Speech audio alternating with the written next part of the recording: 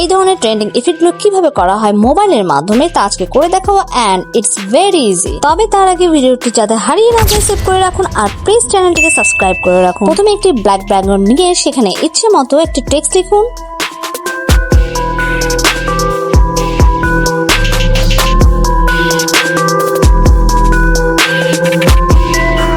এবার এই লেয়ারটি ডুপ্লিকেট করুন এবং টেক্সট কালারটি চেঞ্জ করে অ্যানিমেশন সিলেক্ট করুন, যেভাবে ভিডিওতে দেখতে পাচ্ছেন।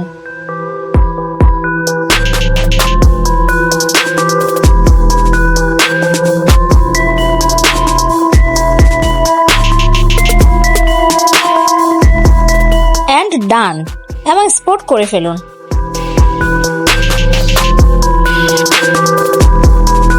জাস্ট সেম প্রসেস ফলো হবে, অ্যানিমেশন শুধু চেঞ্জ হবে। আপনি আপনার পছন্দ মতো অ্যানিমেশন ক্লিক করে আপনি আপনার পছন্দ মতো এই ধরনের টেক্সট ইফেক্ট ইজিলি করতে পারবেন।